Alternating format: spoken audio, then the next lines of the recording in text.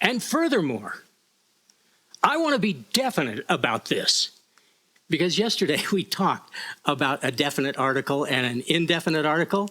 And since we want to be definite, and Paul says there is the truth and the sound doctrine and the faith, which I'm sure you all researched since yesterday, I wanted to research a little further, because we need to be careful with the truth, because truth cannot be anything we want it to be.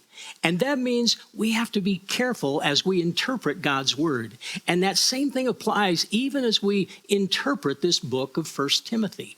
One of the ways that sometimes we interpret a book of the Bible is by trying to identify the purpose of the book. And so I just want to share some purposes that I think Paul had in writing this book. And as you read it this weekend and look over the book, look for these purposes as you read through this book one more time and become more familiar with it. But here's some purposes that I think Paul was aiming at in this situation. First of all, I think Paul was challenging Timothy to expose false doctrine. Now, I'm not going to read all of these references, but I'm just going to give them to you, and this will be part of your homework for the weekend, okay? And expose false doctrine, and that would be 1 Timothy 4:1 and also verse 6. Then, second purpose was to correct false doctrine, and that would be 1 Timothy 1:3. Third, Timothy was to correct bad behavior. You see that in 1 Timothy 3:15. He was to set an example, 1 Timothy 4:12. He was to stand firm in the truth. This was a challenge by Paul for Timothy to stay out of this whole craziness.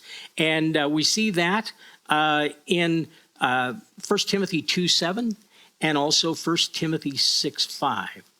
Then, one of the purposes was to replace elders, because two of them had already gotten into trouble and were probably leading the church in the direction of this false doctrine. And their names were Hymenaeus and Alexander. And Timothy, I think, needed to replace some elders and get some people in there who reflected the biblical truth as Paul had brought it to that church.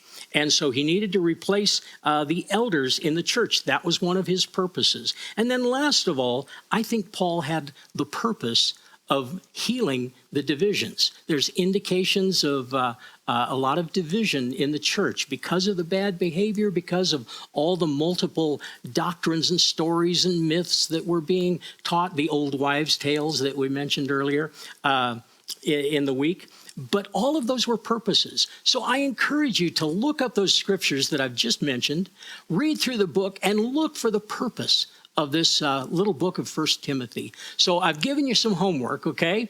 And I hope you don't mind a little bit of homework, but you got a whole weekend to look at it, okay? I gave you lots of time. Don't I sound like an old school teacher? All right. But enjoy digging into God's word and look at the purpose of this little book of 1 Timothy. And by the way, think about God's purpose in your life as well, because God has a good purpose for you. He wouldn't have saved you if he didn't have a good purpose for you. Anyway, enjoy your weekend. Have a good one. Stay out of trouble. Bye for now. God bless.